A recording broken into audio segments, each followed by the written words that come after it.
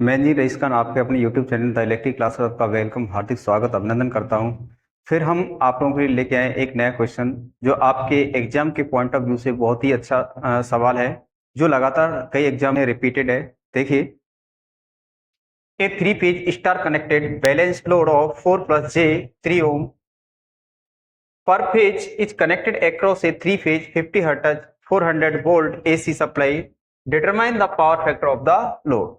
तो एक three page star connected balance load है। तो थ्री पेज स्टार कनेक्टेड क्या है आपका, तो स्टार बनाते हैं हम। ये देखिए,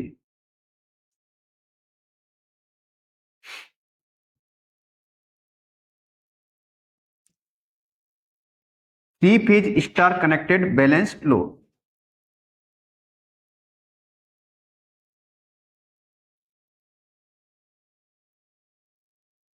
ये लोड कनेक्ट कर दिया हम लोग, और स्टार है तो यहां से आपका क्या निकल जाएगा, न्यूट्रल। और बैलेंस है तो यहां पर न्यूट्रल में फ्लो होने वाली करंट क्या होगी, जीरो होगी।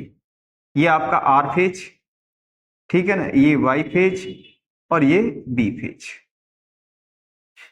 अब यहां पर क्या कह रहा है कि थ्री पे स्टार कनेक्टेड बैलेंस लोड है, और ये लोड जो है कितना है आपका 4 + j3। आपको पता है ये लोड कैसा है आपका, इंडक्टिव लोड, ठीक है ना। और ये कह रहा है कि इतना जो लोड है ये पर फेज में, एक फेज में इतना लोड, फिर दूसरे में इतना, तीसरे में, मतलब तीनों फेजों में जो लोड है वो क्या है, बराबर है, इक्वल है, बटा हुआ है, ठीक है ना। और इनको three phase 50 hertz 400 volt AC supply connect किया गया। कितना, थ्री फेज 50 हर्ट्ज और कितना, 400 वोल्ट एसी सप्लाई। ये इसके लिए क्या है, ये गिवन है। अब कह रहा है कि बताइए इस सर्किट का जो लोड के माध्यम से जो पावर फैक्टर रेडी हो रहा है वो पावर फैक्टर क्या होगा, ठीक है ना। तो पावर फैक्टर डिटरमाइन करना है, तो पावर फैक्टर डिटरमाइन करना है तो cos फाई बराबर P/√3 VL IL cos VL IL। एक तो ये फॉर्मूला यूज करेंगे, या फिर ये करेंगे cos फाई = R/Z, ठीक है ना। तो यहां देखना है आप लोगों को, हमारे पास में आर की वैल्यू है, क्योंकि जो यहां इंपीडेंस देख रहे हो पर फेज, ये यही होगा 4 + j3, ठीक है ना, पर फेज। तो ये किसकी वैल्यू, आर की वैल्यू, ये किसकी वैल्यू, एक्स की वैल्यू। तो आर की वैल्यू हमारे पास अवेलेबल है, कितना है, 4।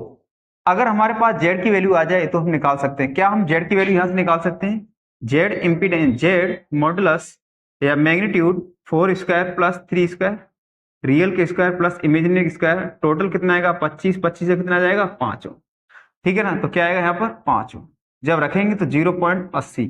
अब यहाँ लोड कौन सा है आपका, इंडक्टिव लोड है, तो यहाँ पर क्या आने वाला है आपका, लैगिंग। तो कहने का मतलब है कि जो पावर फैक्टर जो होगा वो 0.80 लैगिंग होगा, और लैगिंग होगा तो किस प्रकार के नेचर का होगा, वो इंडक्टिव नेचर का। तो यहाँ जो राइट आंसर होने वाला है वो कौन सा होगा बच्चों, 0.80 लैगिंग।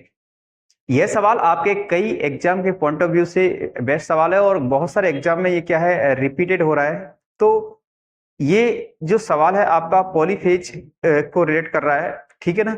तो इस तरीके के सवाल हमारे चैनल पर लगातार आपको डाले जा रहे हैं। तो जो भी है आप में से लगातार देख रहे हैं और अपनी स्किल्स को इम्प्रूवमेंट कर रहे हैं। और अगर आपको ऐसा लगता है कि कोई सवाल आपको किसी भी तरीके के सवाल से आपसे रिलेटेड आपको और जानकारी लेनी है, तो द इलेक्ट्रिक क्लासेस के आपके चैनल पर आपका हार्दिक स्वागत है, अभिनंदन है। आइए